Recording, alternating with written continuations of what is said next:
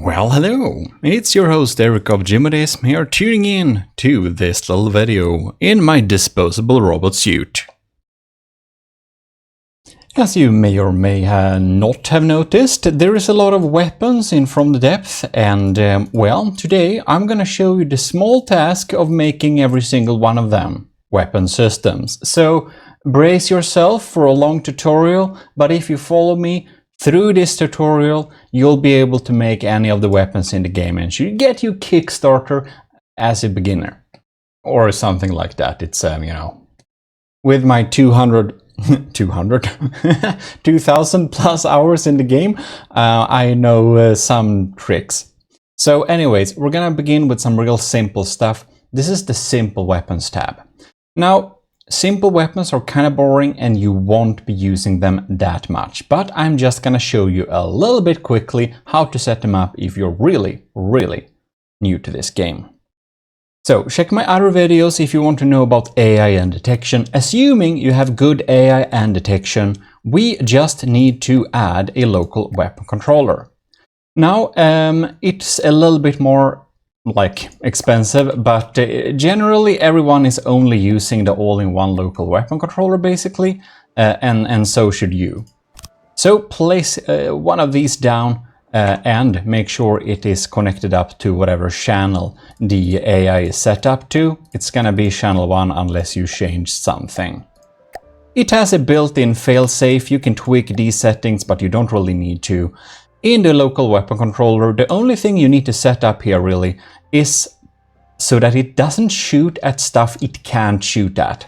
Like for example, most cannons will not be able to shoot at underwater targets, so let's say we can probably decrease this to -5 in altitude so we don't even target things underwater. If your cannon or a weapon system doesn't shoot very far, it might be a good idea to set the maximum range bracket to 4,000 or how far your weapon reaches. This is basically trial and error, so you can set that up when you are testing it. So the only thing you need to do when you have your all-in-one local weapon controller is basically go to the simple weapons and you see all these turret variants. Select, you know, any of the turret variants, plonk them on top, and they will target and shoot at incoming crafts. Fortunately, they will reach one block further, so you can place them one block up like this, and then you can have like some type of floor material, so if you have it on the deck, you'll have it just like this. And when you spawn an enemy, you should see it is shooting at the enemy and just generally working. All of these simple weapons are very simple, except these 4 guns below here. If you choose any of them, you will click Q on them and you will notice we have some type of APS selection. And then you basically have to set up your own shell. More about that in the APS section. It's basically a compact APS gun, but much more boring than a real APS gun. And now, what if you are an Age of Sail person? There is this super cool little trick that I'll just have to teach you.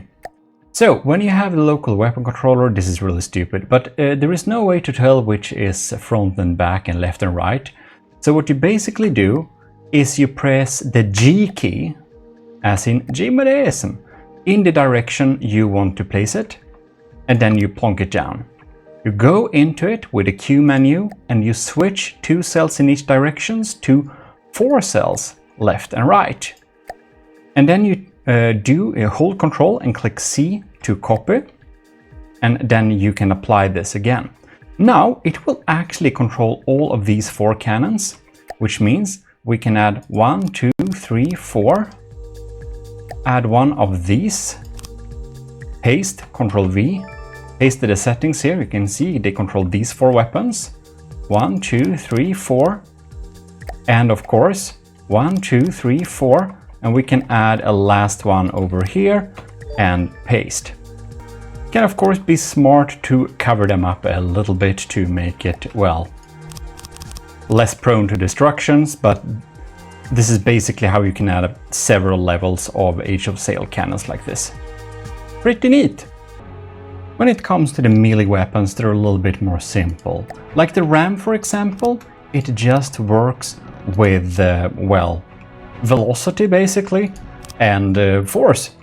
So you'll just come into your enemies as fast as you can with a as heavy vehicle you can basically have, and it's going to deal damage proportionally to, well, the amount of newtons you're coming in with. Then we have drills. We also have drills under the Steam menu here, so you can build the drills yourselves there. But under simple weapons, we have drills. They kind of work the same.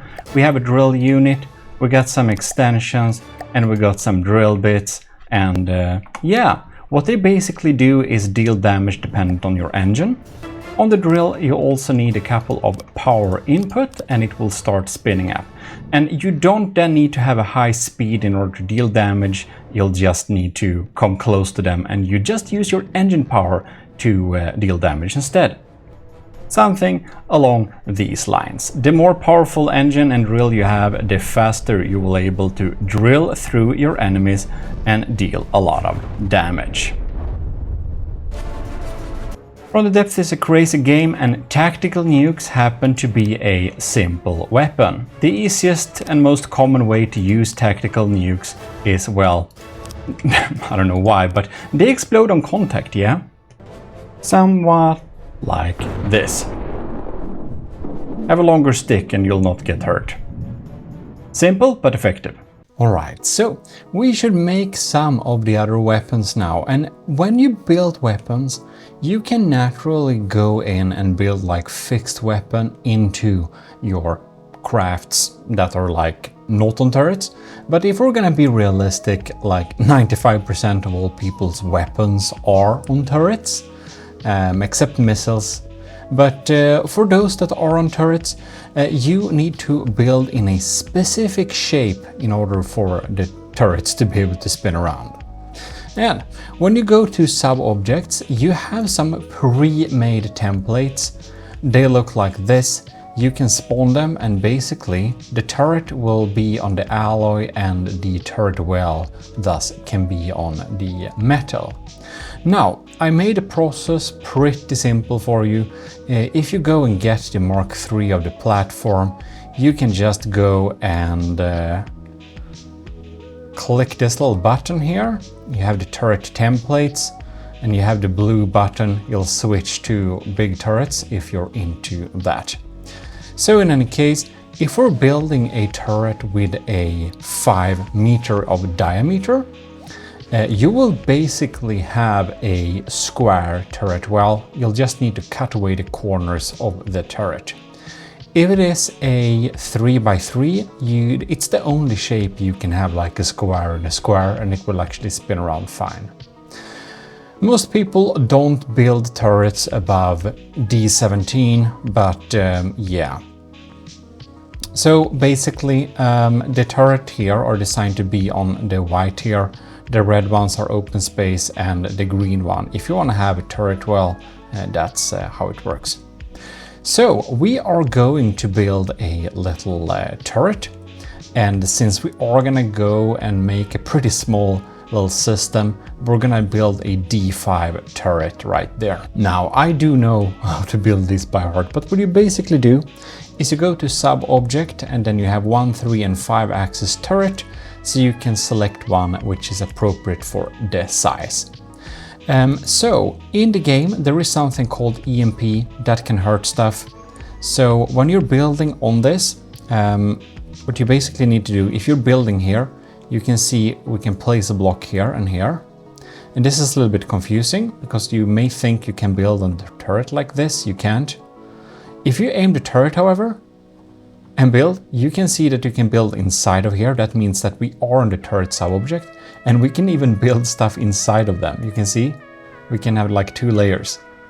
And obviously these will collide, so we're gonna remove these 2 on the platform, aim on the turret, start building again. Now we are actually building on the turret. So we need a all-in-one local weapon controller, and of course EMP is a thing in From the Depth, so it's a little bit for another tutorial. I already made that, but basically you can surround it with rubber like this and you'll make sure you won't die.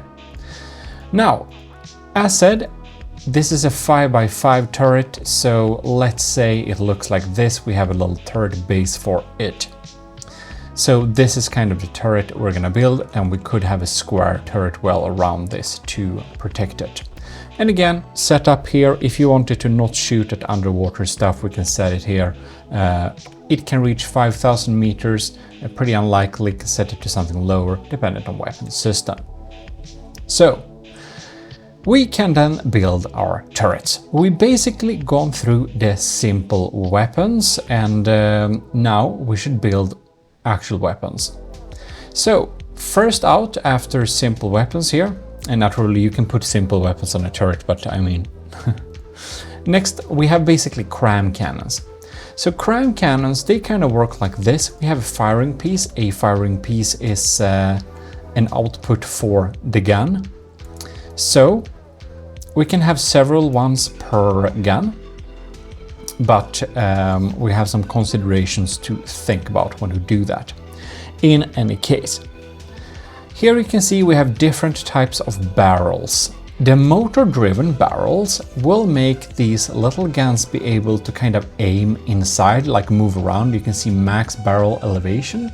We have a little stat there, and azimuth. So basically, these works as a kind of mantlet. If we go in and aim here, you can see that they are like aiming inside of these. And this is great to only have like motor-driven barrels for systems that are, well, let's say you're building fixed guns. You need a lot of motor-driven barrels. If you're building on a turret, however, you should add a couple of elevation barrels. And the weird thing is you can't only have elevation barrels, because then the barrel rotation speed, you can see 6 degrees per second, and here we have 50 degrees per second. So you kind of need a mix of both pivot barrels, that is motor-driven barrels. I don't know why they are called two different things depending on where you look, but that's From the Depth for you. So you basically need to mix these pivot barrels or motor-driven barrels, with elevation barrels. And you don't need like a lot of them, but you can basically see the max elevation you can reach, how many you need to add to that. So 65 degrees is a lot. The longer it is, the less elevation-y it will be. There is something called heavy barrel. They have a higher health, but they also make it move a lot slower. Good to know.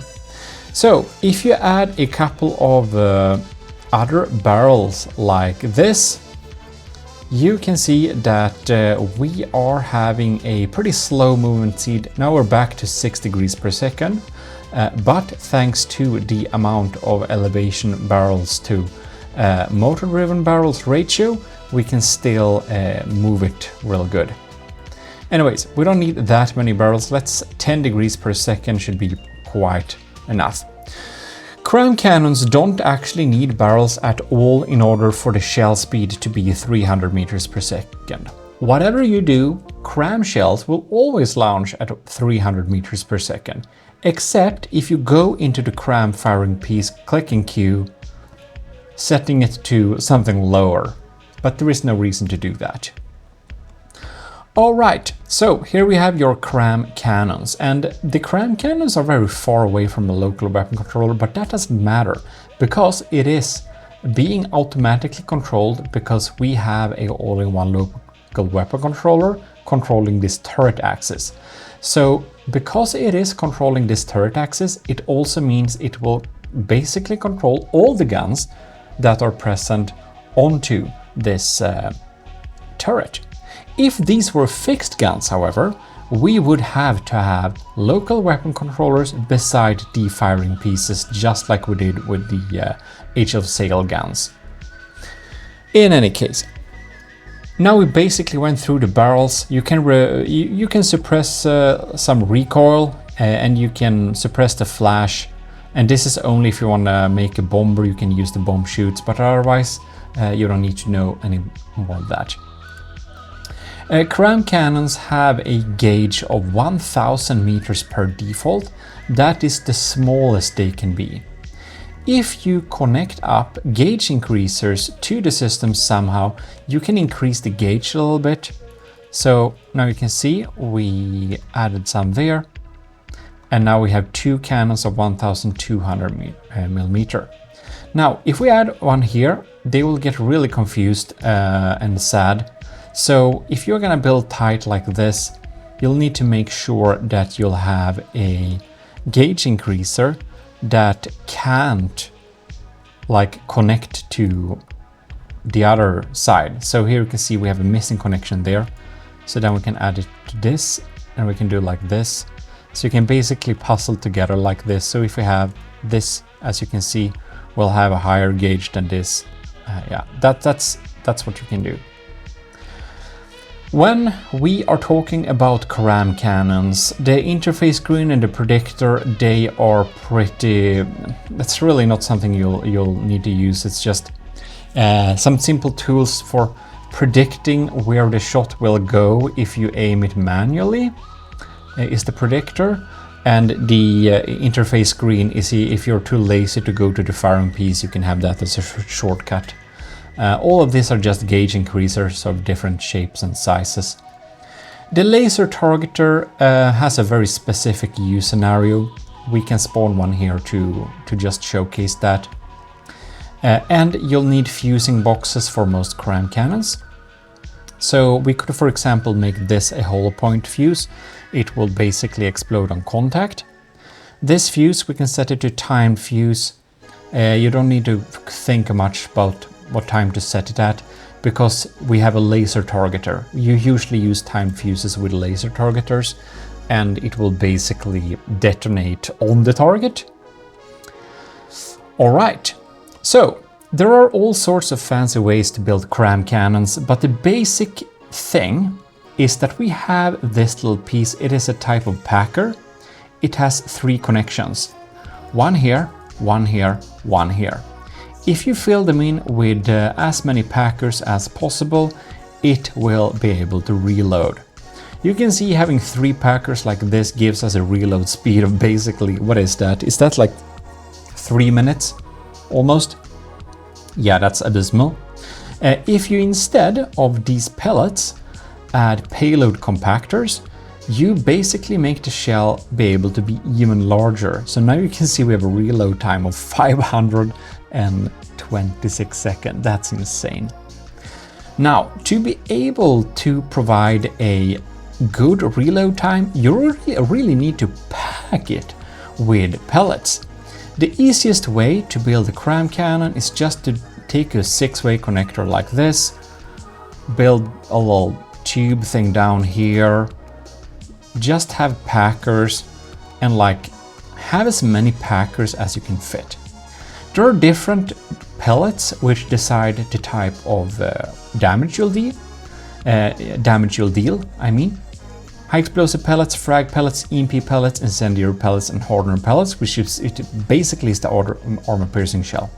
So if we select hardener, high explosive ones here, we can add them like this, and suddenly we have a cannon which actually shoots one time every half minute. The thing is, the power of the cannon isn't decided by the amount of pellets, it's decided by the amount of connections from a packer to a pellet. Okay, From the Depth is a strange game, bear with me, it's a little bit advanced. So what you basically do then is that you build snakes like this and add more packers to connect to the pellets, and suddenly we have a much stronger cannon, even though we didn't add much cost. So the packers cost 25 materials and each pellet box costs 180, so it's pretty non-economical to not use all the connections you can. Now, you may have heard the term 3D Tetris being thrown around a lot, and what that basically is that think that you have a packer and then you have a pellet, and then you're thinking, how can I make this have 6 or 5 connections? Well, obviously by adding packers all around this specific pellet. And then we can just connect up all of these pellets using like a complex snake network of like World Championship of Snake on Nokia 3310. Yeah, whatever. That's basically how you can do that advanced. Now I have a lot of prefabs which is available for the commissioned officers to use. So like for example, we usually pre-build Tetris. So we could like have a square like this, and this is 5x5. So you can see like the complex little network piecing it together. And we'll just basically stack them on top like this. And we have a very fast and easy way to pre-build a cannon. But that is for another video. If you want to learn proper 3D Tetris, I'll just give you the main ropes here. But about that, huge thanks to all the commissioned officers in the army of GMODISM, most notably captains Awesome Pupper and Shiro, commanders Ben Velke and Delphin, lieutenants Ali, Anto, Cravey, Flores Dagan, Josef Yashovsky, Owen, Powered by the Greed, Visit Veritas, Rick Pearl, Scuba Rock, and all the cadets. Also big thanks to the members of the Ecclesiarchy, that is the YouTube members, and the, commissioned officers is via Patreon. And the commissioned officers are the ones that get a copy of my blueprints and prefabs and turrets and stuff, and you know, all of that. If you want to get my stuff but you don't want or can't pay for it, go to my Steam workshop and you can just download the ships there and do the like prefab copies yourself, because Steam workshop for From the Depths doesn't have a good way to share turrets or prefabs. So that's one of the reasons only patrons can get them too. In any case, if you go into the menus here, you can see that we have more than 6-way connectors. We have all sorts of connectors. That is, if we are building a 2-barrel turret like this, it can be a really smart idea to not make them connect to each other. So what we basically want to do if we have a dual barrel system is that we can actually further reuse the pellets by having connections that are basically being shared.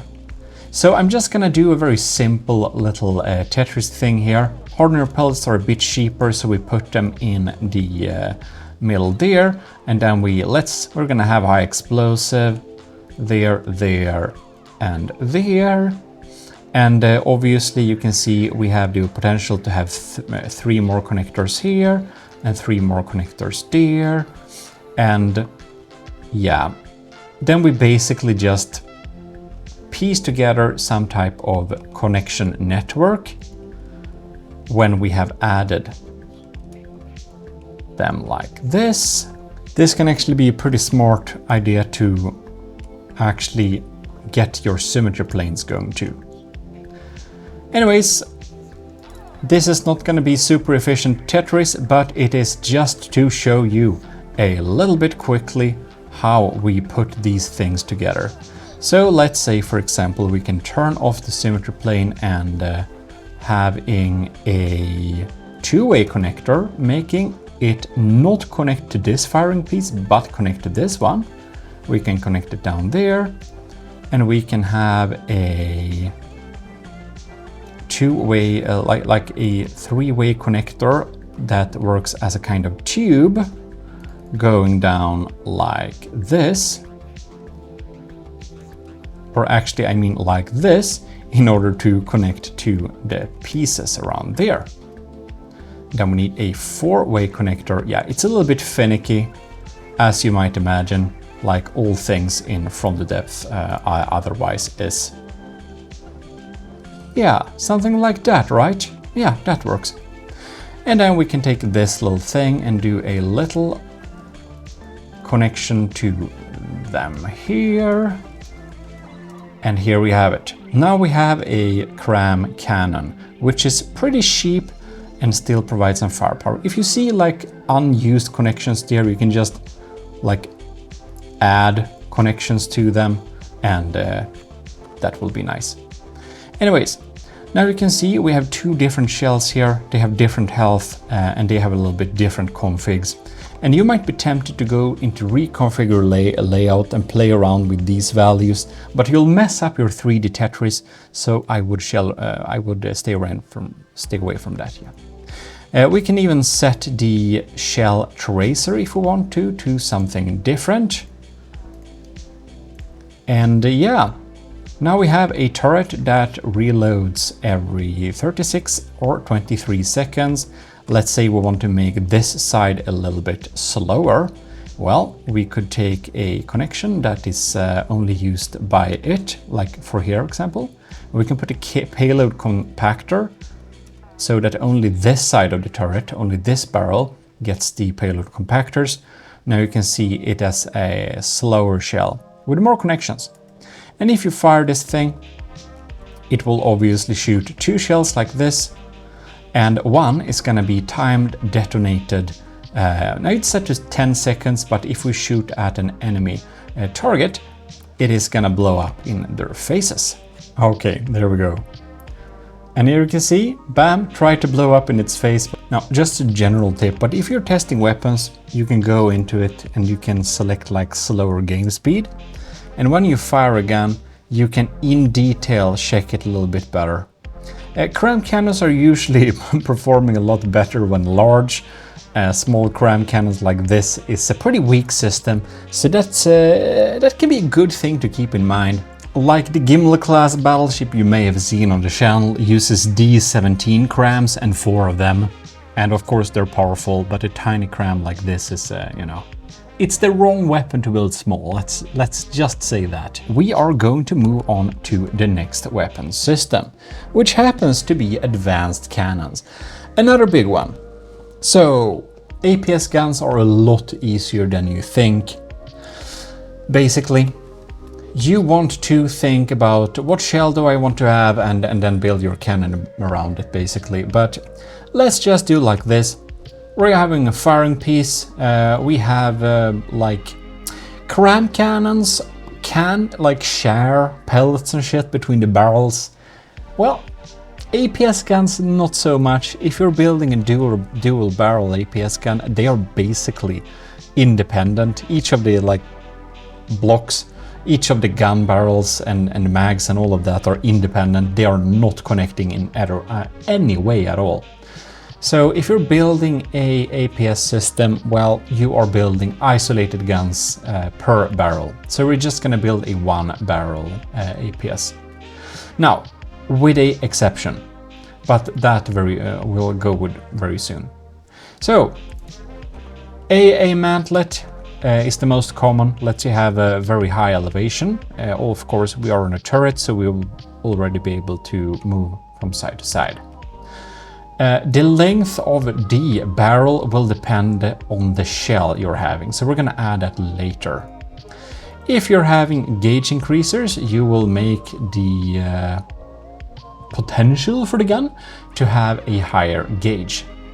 The coolers, so here we have the gauge increaser, only one gauge increaser exists, and then we have coolers of different shapes. Now, you can use 6-way connectors, but usually you don't have a need for them. You mostly have a need for just cooling units and gauge increasers. Gauge increasers and cooling units connect to shit the same way 6-way connector does, but they also have a function. So for efficient systems, you rarely need to use the 6-way connector, just saying that. Now, also, gauge increasers and coolers need to be connected directly behind the APS firing piece. When it comes to 6-way connectors, you can't put the 6-way connector between them. You can just put them like last in line. So, and you can of course not have them right behind the firing piece. So they're like super annoying, that's what I'm trying to say. Anyways, just like the CRAM cannon, you can put a laser targeter on this system, just the same way. And when you have fuses on the shells, you can make them detonate in the face of the enemy. Just the same. Just the same. At a time, fuse have this and you have the same effect, so we won't go through it 2 times. Alright, fall of shot predictor, yeah, that's the thing you'll just add on top of it, and when you aim you kind of get a little like guess on how the bullet trajectory should go. Now it just goes down into the construct because we haven't designed the shell. There is a type of gun called diff gun. That is when we have a firing piece and you put ammo intake feeders directly on top of it, just like this. And you can basically assign a shell to it. And obviously you're gonna have a gun, it's gonna work and it's gonna shoot like very, very, very, very slowly. Rate of fire for this gun is about a shot once every 1.5 minutes or something. Yeah, of course, that won't do it. If we have 2 of them. So what we need to do is we need to do autoloaders. Belt-fed autoloaders are for your machine guns. They can only be 1 meter long. For the other ones, we have 8 to 1 meter autoloaders. You basically want to have as small of an autoloader as you can have. You want to make your shells fill the autoloader. So basically select the size of an autoloader that fits your system the best, dependent on what you're trying to design. So you may not know that, but you can basically shoot a tiny 18mm shell, like a tiny shell, from an 8-meter autoloader. Just that you have an 8-meter autoloader won't make the shells any more powerful. It will just be a lot of wasted space and wasted materials because an 8-meter autoloader is a lot more expensive than a 2-meter one, for example. Anyways, let's say we have a 3-meter autoloader system like this, or actually not. Let's have a 2-meter autoloader system like this. The best way is to make something called APS clip Tetris. I have other videos about that, but you basically make these little 4x4 shapes and piece them and puzzle them together. But that's just to save costs. An autoload and a magazine, they both have the same like reload. So this, for example, 1, 2, 3 is same. It's the same thing as this 1, 2, 3. So these 3 units connected here, they reload as fast as these 3 units here. So why do we even need to have magazines? It is a liability because they can blow up and stuff. Well, magazine costs a lot less than an autoloader. So if you're building a big system, it's gonna add up and it's gonna be really expensive. So having mags just to the sides like this, not having 4 connections but 2 connections each, well, that's gonna be good enough, let's say. If you want to not make your turrets blow up all the time, you need this ammo ejector. So you can just make a use of always adding ammo ejectors. Now, we are actually gonna run into a little problem here, because we also need to add something called ammo input feeders. And you basically need an ammo input feeder for each magazine and each autoloader. Fortunately, they don't need to be symmetrical, so this has one and this has one, and these autoloaders here in the middle, they don't have them. But we can just add an extra line of ammo input feeders on these ammo clips, and you're gonna be absolutely fine. So there are 2 ways basically to make APS shells, and you'll just go in here. Let's say that we want to have a 179mm gun in general. We'll just go in here and we are gonna make a new shell. So click create new shell, then you click assign to all intakes, then you click edit, then you go to view stats here and you select view stats for firing piece. You're gonna select this firing piece. Down here you can see clip length required is 3. That is a bit problematic because we only have 2, so we're gonna decrease the number here by just scrolling down on the parts, so we have fewer parts. The other thing we could do is just decreasing the shell gauge until we have something that we like, for example. So, for example, if we have a 16-part shell, maybe even like a 20-part shell like this, we need a 4-meter autoloader. So basically then we could decrease the shell gauge, and we can see we are reaching the equilibrium at 100 millimeters. So let's just go with that. 20 parts of this shell and 100 millimeter. So as I said, there are 2 ways to make a gunpowder based shell, or a railgun based shell for that matter, but that's a little bit more narrow. Either you're gonna have a kinetic shell mainly. So for kinetic shells, you usually want to have like heavy head, armor piercing head, usually heavy head, sometimes sabot head. And then you add solid warhead bodies. Solid warhead bodies is like your basic lead component. It deals kinetic damage, it makes holes. If we just look a little bit quickly here on the heads, you have the heavy head, armor piercing head, and sabot head, and hollow point head. Those are the kinetics. Heavy head gives you the best kinetic damage. Sabot head deals the best kinetic damage against very angled heavy armor that can make other shells bounce, basically. Then you have some other stuff like different chemical shells. Right, if you're looking at the bodies, solid warhead bodies is your regular lead slug. Sabot warhead body makes the armor piercing higher but the kinetic damage lower, so it can be good to add to heavy heads to increase the AP value. Because a heavy head will have significantly proportionally decreased damage when we're dealing damage against heavy armor, for example, because it has a expected armor piercing of 25. Anyways, let's set this as a sabot head. This is just for another video, actually. We don't need to talk about that in detail. But when you're doing kinetic shells, they'll need to be real fast, okay? So here you have a muzzle velocity of 1,623 meters per second. Very nice. Behind it all, you can add the base beater to make it faster, a visible tracer to make it more accurate, a gravitation ram or a supercavitation base you can use to shoot at things underwater. Gravitation ram is rarely used, it's a bit memey. Anyways, you have your fuses here too, as I mentioned before, here on the bodies, and the stabilizer fin body also increases accuracy at the cost of speed, basically. Anyways, let's add a visible tracer here just for having something there, and yeah, this shell is gonna be done. Now, when we have this shell attached, you can go and click Q if you're in designer mode and reload it.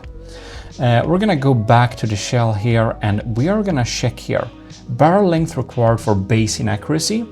So 2.4 will need to make it accurate, but barrel length for full propellant burn, if you want to use all that gunpowder, you'll need at least 9.3 meters. So obviously we need to add 9.3 meters of barrel. So 4, 8, 9, and then we can have a bore evacuator to have some free cooling effect. Only use muzzle brakes if your vehicle are having trouble dealing with the recoil. Otherwise, it just makes the shells more inaccurate. Anyways, this APS firing piece is at 179 millimeters still. So click Q on it and set it to the amount we said, which is 100. Now you can see it works fantastically fine, and the thing we need to do to build a APS gun is check the values here. You can see if we begin from top to bottom, we're having a lot of different information about how far we can aim, how fast the shell is, and like stuff like that. Oh yeah. And when we are designing this little shell here, you can of course like change the shell gauge here, but that doesn't change the shell gauge for the firing piece. So we're just changing it there for understanding what we're doing. Anyways, If you look down a little bit here on the menu, you can see that the recoil is 2000 with 819 per second. And the absorption is a lot lower and a lot lower per second. This will make us incredibly inaccurate due to the recoil. So add a couple of recoil absorbers, basically so many that your absorption is gonna be better, like both the first number and the second number absorption per second. Now we don't need that much for this system, so we can have just 2 of them and we have enough absorption. Now, if you look down a little bit more here, you see we have 29 RPM, autoloader limit 42, ammo intake limit 42. That is because we added enough ammo intakes, as you remember from earlier. The cooling limit is 29 RPM. That's sad. Fortunately, we're having a pretty small gauge here, so we can actually go into the APS and select that we want 2 barrels. And if we want to have 2 barrels, we're getting a multi-barrel cooling multiplier, which now suddenly makes our cooling limit to, well, almost enough, but our gauge is now only 89, so that's a problem. So what you basically do here, add enough barrels for your cooling limit to exceed the autoloader and ammo intake limit a little bit, or you can of course also just add more cooling units, but this is the cheap way. Add more barrels, it's the cheap way to do it. So to add more coolers, you can just have one here and you can just add more coolers like this. What you also can do now, because we're on 80mm, we want to have a higher gauge, so we can have more gauge increasers. Just add a couple of more gauge increasers until we reach the preset value 100mm. Very nice. Now we have a cooling limit, an autoloader limit, and all of that jazz. We have a fully functional kinetic APS cannon.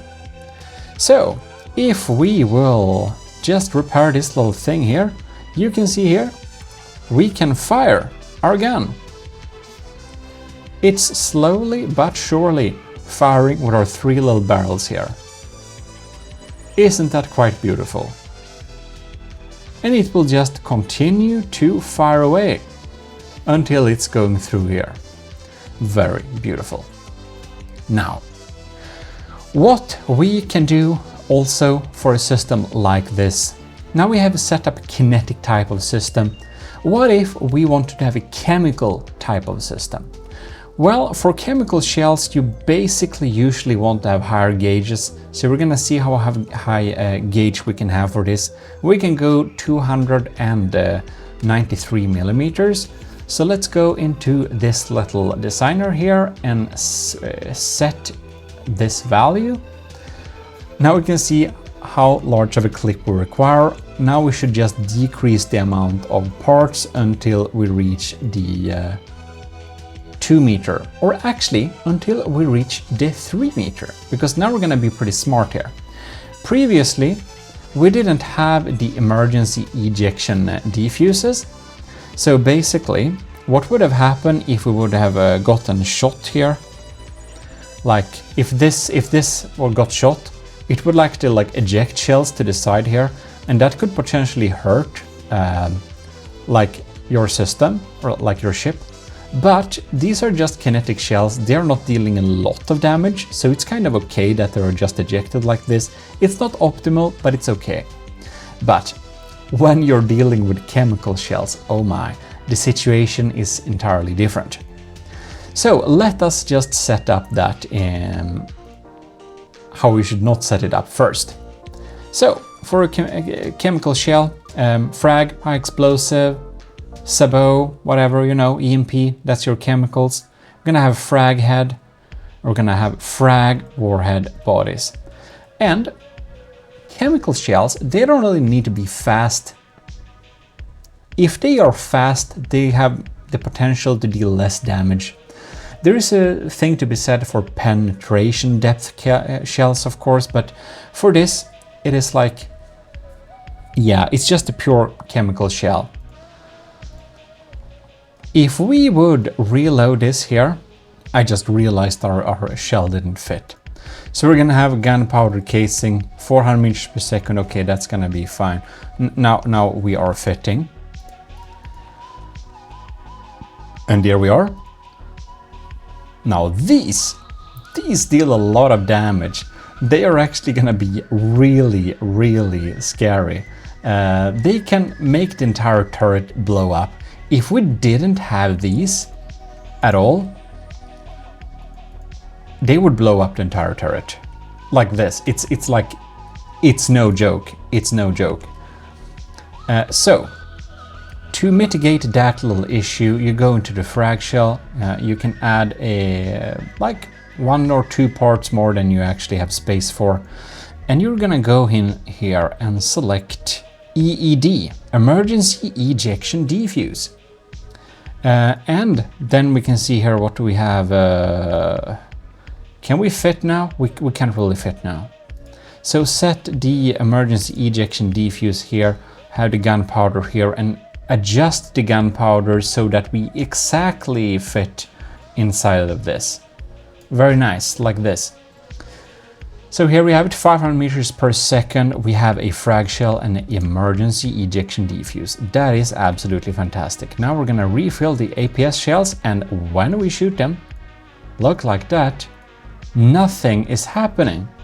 And that's because the EED is present, and the emergency ejection defuse makes the shell like not scary when it's being ejected. And the game kind of saves processing time by not even rendering the shell being ejected, because it doesn't deal any damage anyways. So that's basically how that works. And if we have this little system, we can see that we have a cooling limit.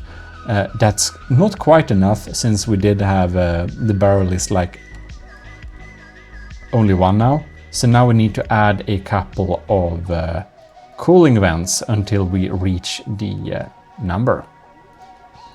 All right, for this little thing, you can see if we shoot it, we're dealing a lot more damage, of course, but it's not penetrating really. It's just exploding on the surface using fragmentation. Yeah, you can set the fragmentation angle and stuff inside the menu. It's pretty neat.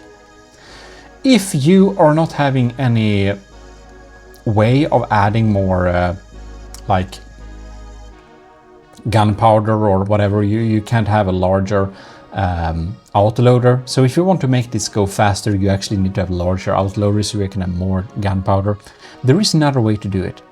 So let us change the head to a faster head. Frag heads, high explosive heads, heavy heads, they have 1.45 speed modifier, but armor-piercing ones have 1.6. Sabots as well, but they are not good to mix with chemicals. So now we have an armor-piercing frag shell. This is a pretty common type of setup. And if we want to make it go even faster, we can go in here, and you can see on top of here there is actually a possibility to place like a railgun part, or you can place the railgun part to the side, but we kind of use that for recoil absorber. So we're gonna have a railgun magnet on top of that, and oh crap, we can't have it there because we're blocked from the mantlet. Sorry. Anyways, we put the railgun magnet to the side here, and we're having some of these railgun magnets. Each of them can add 5,000 energy, so to be quite honest, we only need 1. Then we're gonna have railgun chargers. These are super expensive, but they will charge your railguns. So, having 4 of them like this, you may wonder how much is it gonna boost the shell. Well, you actually need to set that up. So inside of here you can see maximum energy per shot. Well, you can drag it up to, what is the max amount? It's like 23,000. That will use battery energy from your vehicle, so it's gonna be super like expensive on your system, because railgun it's a lot of battery power, and of course you need infrastructure to generate that battery power. So it's not like they're not going faster for free, let's say that. Anyways, to decide how much rail charge you should have, look at the rate of fire, 3.93 seconds per shot. Okay, then you go into the railgun and you kind of adjust this number until you have that 3.23 or whatever it was. Let's have it a little bit lower because I don't remember. Also, if you get out of battery power and whatever and you still want your gun to function, check this box, allow railgun to fire when partially charged. That really relies on you setting this up properly first, of course. Now, however, our shell goes 722 meters per second instead, because our rail power, now we have a rail assist gunpowder gun basically. Now it will go faster, and that's pretty good because we are now having a armor piercing frag shell. So it will basically penetrate and then explode. Now we have some scary stuff there that's pretty hard to shoot at, so we are being totally destroyed by these, well, until now. The era took us until now. Now we just penetrated through there and exploded inside the meaty parts, dealing a lot of damage. So, I think that's all you need to know about the railguns, but one thing you should keep in look here. When we added these railgun parts, obviously the recoil increased. So, check at this. The recoil is now twice as high as our absorption, or we removed the thing. But it wouldn't have sufficed with what we had earlier. So, adding this little railgun addition makes us be necessary to add more recoil absorbers for it to not be really inaccurate. It's gonna be really inaccurate if you let the recoil amount up. But I think that's all you need to know about the railguns here. Play around with it, see what you like. Chemical shells, as said, you want to have as many chemical parts. So for example, we could actually make this slower. We can have it just more frag modules like this. And yeah, here we can simulate how much the rail draw is and see how high the shell speed would be. Anyways, we could have just a one gunpowder casing like this, and you'll deal a lot more fragmentation damage, but of course a lot less armor penetration damage. Right, that's all you need to know about the APS cannons for now. I have more APS cannon tutorials if you want to know how to make them in more detail. Missile systems, they don't need to be on turrets, but they can be on turrets. If you don't want to make them on turrets, the best way is basically do like this. Plonk down a controller, like a missile controller. Then you have a couple of connectors, just like this. There are 1 million ways to make missiles, but this is the most common and most effective. So, here on the side or anywhere, put a staggered fire add-on. Then have a identify friend or foe, very important. Then you have small, medium, large and huge.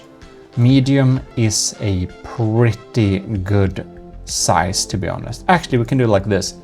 We're gonna have them separated. So we're gonna have a little array there. Then we're gonna have gantries. So we're gonna add gantries to like this high maybe, and we are going to use the prefab tool to do like that. Here on our little missile control area, we're gonna have a local weapon controller all in one, close to this one, making it being controlled. Then we are going to go to the missile wireless transmitter, and we're gonna add a transmitter here, and we're gonna add a receiver here. And now all of these are connected up, very handy. To make them have a little boost when being fired, we can add as many of these. Now we only add 1 per launcher, but if you add more, the launching speed will be even faster. As for the all-in-one local weapon controller, goes as usual, set it up to not shoot the things you can't shoot at. You can select the amount of stagger between the missiles here. You can hear the friend or foe you don't need to set up, you just need to have it. And under the missile controller, the required accuracy, when you're having a non-turret system, you don't basically need that. So this is like unchecked by default, but if you check this, you actually need to make it aim at the enemy to be able to fire. And that can be useful for aircraft, but now we're just making a regular vertical launch missile system. But if you're like directly aiming your missiles at your enemy, go in here, set the core to any, no, we are at that one. Go into the missile system, check required accuracy on hull, and set required accuracy before fire to like 22 or something. We're not gonna do that though. We're gonna leave it as is. And for the missiles, it is super simple, to be honest. There are a lot of different guidances, but the best one all around is Active Radar Seeker.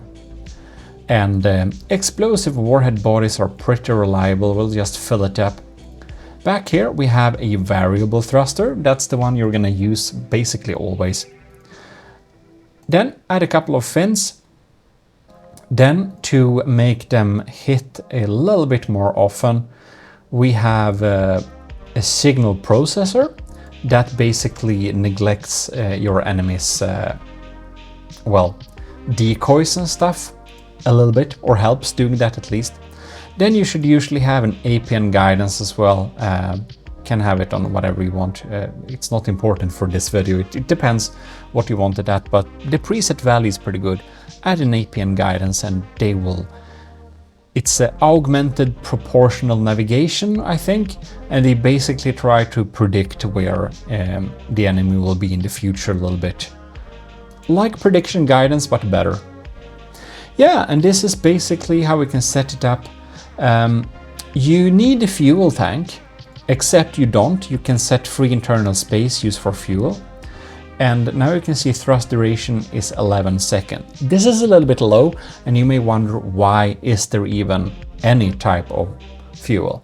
That is because the APN guidance has some free space inside, so it basically can be filled up with fuel. You can switch this to do high explosive damage instead, and like for EMP, why not? But then you can see our thrust duration is suddenly 0. So if we do that, we'll actually need to add like 2 fuel tanks. Now we can see we have a thrust duration of 25, which is useless because the lifetime of our missile is 20. So then we go to the thruster and you just drag up the thrust until the thrust duration is a little like lower than the lifetime. Yeah, when you're feeling done with this, you can just check the copy to all matching launch pads, and all the missiles would be like that. So if you, for example, spawn a whatever, let's just spawn a Shrike here, and it's gonna just continue, like start launching missiles, and they're gonna try and hit the Shrike. Now it's actually really close. Why did I spawn it so close? That's stupid. Okay, I'm gonna protect this area. Anyways, so they are reloading again and they are just firing again, and you can see they are doing a good job at trying to hit the poor Shrike there. Now, if you add more fins or even turning thrusters, you can make the missiles more maneuverable and, well, better set up to hit aircraft targets. The weapon system we set up is a little bit more suited to shoot at your favorite testing vehicle, like the Crossbones, or actually not, like the Marauder or the Marauder, or the Marauder. There are many options. Anyways, now you can see they're doing some good VLM work. Popping in here and vertical launching missile the Marauders as to oblivion. Very easy, very neat. VLM missiles are fun. Alright, I think that's all you need to know about missiles for now. It is a wide but also narrow topic. And there is like a little mini game in From the Depth even. If you make like missile decorators, you can make the missiles look really cool. Yeah. Anyways, next weapon. So remember you like need to aim at the turret and then click your build button to be able to build on the turret. That can be a little bit annoying and new if you're new to the game. Right, so advanced cannons, missiles.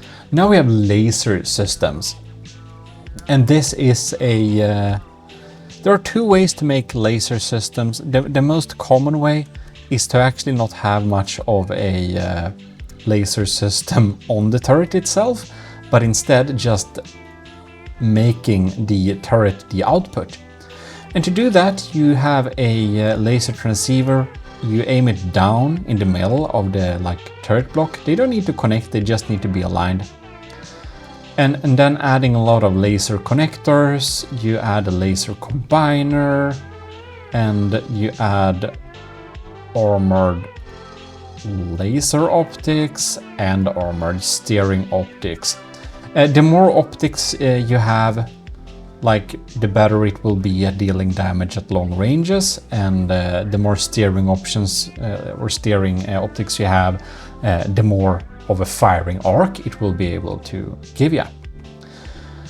On this thing here, you can add a superheating module if you want to. That will basically increase the fire damage you're dealing. If you want to have arson laser, as I usually like to call them. Now, to build the actual laser system, you actually need to build on the main platform, if we're gonna just funnel it here. And then we need a connector facing upwards. So we're just gonna go down here under the platform and build our little laser system. It's gonna have a bunch of laser connectors. And there are basically several ways to make lasers. The most, or best way, is you have a, oh yeah, the main block of the laser is this thing, the multi-purpose laser. It needs to be somewhere on your construct, but for the love of everything that's dear in the empire of the army objective. Anyways, you want to protect this piece. This is the most important piece. The multi-purpose laser piece cannot be placed. Onto this thing, you can add something called a laser output regulator that makes you be able to deal unhinged amount of damage, which is always a good idea. Onto this little laser connector, you can add laser couplers. I'm just gonna make one, and you can have these nodes separate. Just connect them to each other with laser transceivers aiming at each other, and you can have a network. Anyways, on these laser couplers, we can actually build two of them at the same time. We're gonna add a symmetry plane. You can have a cavity.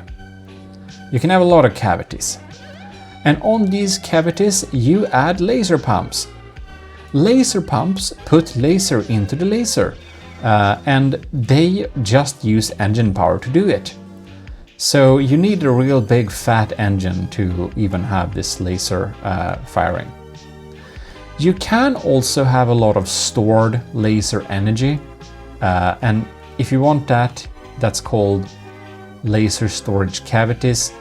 They are having a lot of stored laser energy, so it can be good for charge lasers, lasers that deal a lot of damage for the first couple of seconds and then kind of not. If you're having a system that's only laser cavities, and then you have just a few pumps, you're basically having a one-shot system. You can do an alpha strike, and then the laser, when you have emptied the laser cavities, if you're having one of these pumps and just 20,000 cavities, you're basically having a super scary death ray for a couple of seconds, and then you're like almost pissing on your enemy for the rest of the battle. Anyways, looking at these, you can see that we need a power use of 4,680 for this. These two combined needs a power of almost 10,000, so it's a real brutal system. If you want to make the intensity of the laser larger, you can add laser frequency doublers. You can see here that the intensity of this laser goes up here. You can actually not see it there. You'll need to look at this thing somewhere here. Now you can see that the intensity of the laser is 69, the funny number. Yeah, well, now we have a regular pump laser. So if we check this little system here, we can see it's gonna burn through and deal a lot of damage with just some engine power, doing scary stuff and creating fires. Very scary. If we would like to make this a pulse laser, we need to add Q switches on all of these laser couplers. And if you have 4, you have Q4. If you have 1, Q1. If you have 2, Q2. Yeah, Q3 if you have 3. It's not difficult. So now we have a 2Q laser. Basically, continuous laser is always better, but some people like pulse lasers, so there you go. And naturally, cool lasers are red. Increase the beam size, make it red. It's not gonna be more scary, but at least it looks cool. That's how we do it in the army of GMODISM, at least. I think that's what you need to know about lasers, to be honest. There are like melee weapons for lasers too, where you can basically connect up a laser beam between 2 blocks and try to go and, I don't know, like cheese grate your enemies with it. It's weird, but most people just have continuous lasers. Yeah, that's what you need to know about the lasers. You can of course fit a laser system onto a turret if you want to as well. But the cool thing with lasers is that they are really, really redundant. You can make connections to more than 1 turret. You can have it on like 3 turrets, and suddenly the same big old laser system is gonna be reused for, yeah, like several of the guns, which is naturally a handy thing to do. Redundancy is what makes you not die from the death, if you didn't know that. Particle cannons. Particle cannons, as the rest of these little things, is another, like, all of this is pretty like advanced stuff, so that I'm even trying to make it into one video is crazy as it is. But if we're gonna be a little bit realistic here, you have a shitload of lenses. Well, doesn't matter. They're basically all the same, except the pack lens. So the pack lens, don't care about it. It has very specific uses. It's weird stuff. Short range lenses is pretty shit at long ranges, but pretty good at short ones, obviously. It's like the laser short range laser combiner. I didn't mention that because it's so inaccurate, so bad and so spazzy, but it basically makes you deal like several times the damage. So that's the up point. Same with the short range pack lens. It has a damage bonus. Scatter lens, vertical lens, obviously for AA, compare that to the AA mantlet we used for the APS. The long range lenses, they're really, really big. So they're also really like easy target. Most people tend to use the scatter lens or the vertical lens. I think we are gonna have the scatter lens. So it's not very hard you basically have your output tubes here, and then you like try to fill out this space with like a weird snake pattern.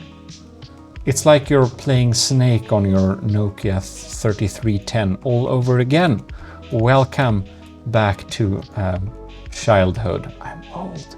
But here you have it, very neat. Beautiful.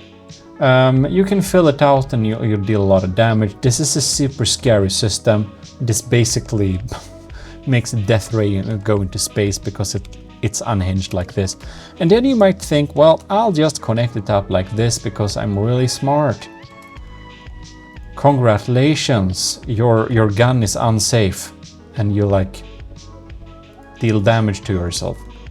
What you need to do to be able to feed into this again is to add a particle input port. No, it needs to go at the specific space. Let's see here. Yeah, now I remembered. It needs to be added exactly. Unfortunately, here, you see, because of course it needs to. And that makes us be able to, well, now we just need to find another way to make this little loop. Then we can connect up these two and do our weird Tetris. And the last block like this. And now we have a safe cannon. And if we have this little particle input port, the damage lost at high ranges is kind of decreased, which is neat. The other way to do it is like if we have this one here, let's say we're gonna make another output. We can like, now this is really like stupid, but basically we can have, instead of the input port, you can use the tube terminator to like stop the tube. So then you can have two tubes like this, and now you actually have two beams or two arms. So yeah, you like have separate arms, and yeah, generally I'll like to use this little input port, but whatever. Go to the scatter lens, and inside of here you can set up all types of stuff. You have damage types, you have piercing, which we can check this one too. Higher the recharge, the more damage. If you're overclocking the system, you're gonna deal a lot more damage, but to like several times the energy. So it is never worth it to overclock it if you're thinking about energy per damage. But you know, if you're tight on space, you can overclock it all you want. The more focus you have, the less damage you'll deal. So more focus means a really good accuracy, or like less spread. And if you have low focus, you have more damage and well, less accuracy, because it's a bit more random where the shot will land basically. So we can set this other one up to be impact, which is like hollow point, or you know, thump damage. You can have explosive shock as well, make it like totally unfocused and like really slow reload. So it's gonna be a small system, but it's gonna deal some damage. So if we try to, well, shoot this system, bam, we are shooting two separate beams, one from this and one from this. And you can see the pierce one pierced all the way through to there, so quite a good bit. And the explosive one did this little explosion on the surface. Yeah, so obviously if you want to shoot at things high up in the air, it can be a good idea to use the, or to add the AA lens. Let us spawn everyone's favorite target and see if we can even hit it, because of course we put it to pretty low accuracy. Now, oh, we actually hit it there, that's cool. We can set this to a lower reload time, and for this one as well, just so we can see some shots coming in there. And that is your average pack cannon for you.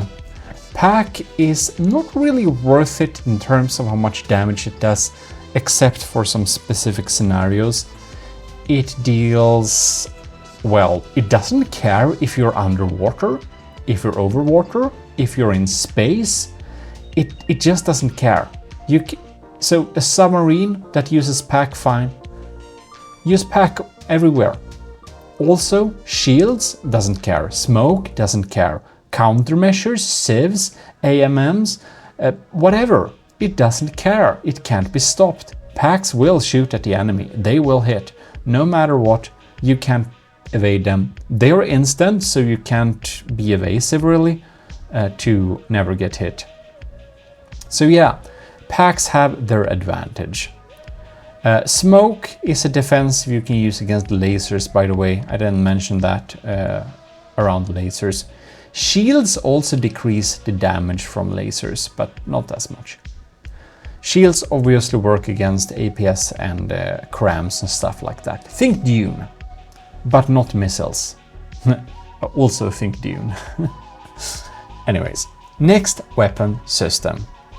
Yeah, that should be said. Simple weapons, CRAM cannons, advanced missiles, and advanced cannons and missiles. Now I'm mixing words. They all need that you have enough like ammo barrels in order to use them, otherwise they will complain. And you'll see them complaining down on the lower right corner if you have too few ammo access. Now, laser, as said, uses engine power. Particle cannons, like railguns, need energy, but they don't need ammunition, they only need energy, like battery power. Like, you know, electric generated energy into batteries. As for plasma, which is our next system, they need both. They need ammo and they need, well, yeah, energy. So plasma is kind of like railguns, but they deal a little less damage, but they're easier to set up and you can do some really cool stuff with them. Plasma, unfortunately, I mean, is really simple. You just have a little plasma thing here. It's also really expensive. Look at that. Each generator costs 800. It's expensive. Now, there are two ways to build a plasma cannon, basically. But yeah, first you need, well, you don't need, but here we have connection hubs. You have hubs like that. Pretty neat. To connect up to your systems, you're gonna have these. These are the four-way collectors. The collectors are your connectors, basically. Then you'll need to add chambers in another direction, and onto the chambers you add generators. Like, not like that, because this one is on a connector, but on like this. So here you have generators like that, and inside the collectors you can store plasma energy, and inside inside the collectors you just connect up the chambers, and the chambers, they store plasma charges, and the generators fill them up using ammo and energy. They kind of generate charges. So now we have a couple of charges. There are two ways to build plasma. You can like maximize the amount of stored charges by having long like rods of chambers that just store charges, or you can have as many generators as possible to deal like a lot good DPS system, basically. The chambers, they're pretty cheap, and the generators are pretty expensive, so that's the trade-off. The barrels are called accelerators. They are put directly onto the mantlet. The more barrels you have, or I mean, the more accelerators you have, the more energy you can use to make the projectiles fast. We don't need that many. We don't need a lot at all, actually, because the accuracy is the same. Now, Heat sinks can be added to make it overheat less fast. Heat is a problem for this type of system. Then we have some type of like ends to our accelerators to not make them look shit, because I don't know why, but they're not hollow. You have this stabilizer, reduces damage lost over time. This is your average. Choose this if you don't know what to use. Magnetic destabilizer makes you be able to use a shotgun system, shoot several shots at once. Usually a bad idea, can be fun. Then we have a magnetic destabilizer. This splits each charge into like 2, so you can have a really high rate of fire. Anyways, let's use this regular system first. Go in here and you can set charges used per projectile. We have 16 charges available, so we can set it to 16. Accelerator energy per charge, if we have it real high, the shells will be like faster, 1470 meters per second, our current barrel allows. And if we set them real slow, they're gonna like be 85 meters per second. Having them slower, of course, makes you hit less often, but also it requires much less energy. You can set the RPM limit if you don't want it to like burst out shells too fast. And energy used for cooling, you can like to cool the system so that it stays cool. And you can also have a temperature limit. If your temperature is too high, you won't be able to shoot. Anyways, let's shoot this little mega charge here. So fire. Gonna be real slow, and plasma deals more damage the more tightly packed and dense the block you're shooting at is. Plasma was basically added in order to counter the super tight, like heavy armor blocks people were building. Bam, it's just doing a lot of damage like that. Pretty neat. Charged up again. Plasma is really expensive, you know, but it can be pretty good. Now, if we instead set this to 8, we're gonna have a pretty little cool effect. We're basically gonna have it shoot several blasts. And that's gonna be decided by the max RPM limit we selected. So now it shoots 2 blasts like this. Bam bam. And now we are like, yeah, not shooting them. If we're holding fire, they will be spread out after a while. But using a system like this, you can really drill through the enemy, which is very, very handy. And as said, you kind of want to limit the fire for cooling. If you like don't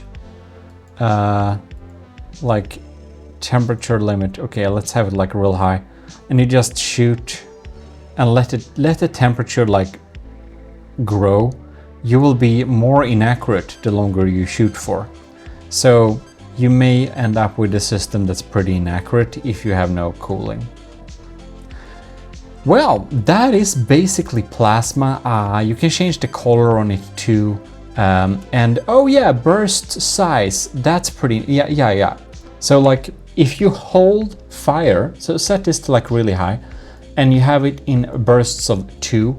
So if you hold fire and you don't want the projectiles to spread out like that, if you want them to group and fire in little groups, you get that penetration effect even if you hold fire, well, then you can set the burst size. If you want to make more of a machine gun system naturally, you can use the magnetic destabilizer to split the charges, and you can basically make like continuous firing systems like this. They will deal like a lot less damage per shot, but you can just spam them like this until you're out of charges, and you'll need to wait for the next like salvo like this. But yeah, that's something you can do. Play around with plasma. It's fun. It's not the best system in any regard, but you can utilize this and make swarms of plasma and get through pretty complex and good armor.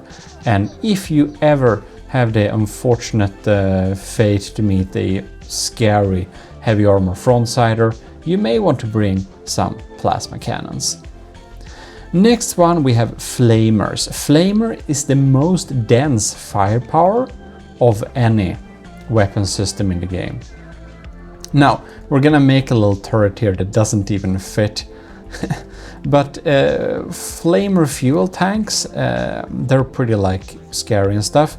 And then we have like oxidizer tanks and catalyst tanks. Catalyst tanks makes the flame basically burn faster, and oxidizer tanks make it be able to burn underwater, but also makes the catalysts work better and, well, deal more damage. You connect them up with like piping like this, and on the bottom of a stack, having like short stacks is there is no benefit to that. Having as short stacks as possible, like that, with a like flamer compressor at the bottom to pressurize the tank.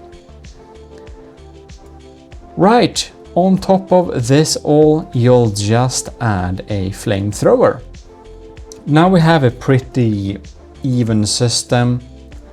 We're having, like, you can't set it there of course, but you can see that we have flamer, fuel and intensity output like this. And you can't mix these stacks. You can't put some fuel in the catalyst, then they will just not work. And you can, however, set up the color of your flame to be whatever you want, as you can with most systems nowadays. So we can have pink flame, and well, you can just like burn. And you will start some fires where you're shooting at, and obviously having a big scary flamer system like this is gonna deal a lot of damage.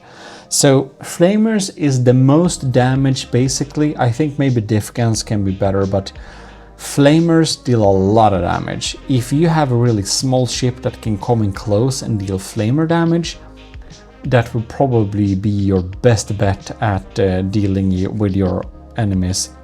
Because the thing is,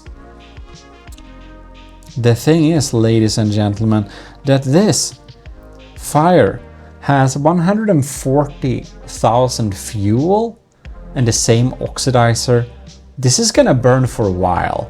This has not stopped burning yet. So if you got in close, deal this damage, and let's say the vehicle that dealt this kind of flamer damage is already dead. Well, it doesn't matter. This has the ability to burn through your enemy ships. So yeah, flamers are really scary. The scary thing about them too is that, like with APS cannons, they're pretty volatile. Most of weapon systems aren't very volatile, but these are. When these like get destroyed, they'll actually create a fire. So that is scary. Well, let's shift delete this little system here. Now, we've gone through basically all of the weapon systems. We have defense systems too, but I guess you'll have to beg some in comments if you want me to make that too, if you want to have a video of all of the defensive systems you can make. Well, I hope this was useful, checking at all weapons you can build in From the Depth. I'm frantically, I don't know, I can't speak English anymore. Yeah, flamethrowers, they use engine power, by the way. Not that much, but can be good to know. Well, now we've gone through all of the weapon systems. I hope it was useful for you, and if it was, please do leave a like to this little video. Well, there we basically have it. So I hope you enjoyed this little video, and if you did, please leave us a like, because that helps out the channel a lot. And if you want to know more about stuff, there are tutorial playlists with a lot of other tutorials that explain stuff in a little bit more detail. In any case, check out my other channels up top there, especially GMODISM channel. We have some extra From the Depth content right now. This is your host Eric of GMODISM, and I'm signing out. Also, thanks again to our supporters. It really helps us making these videos. So, see you next time. Bye.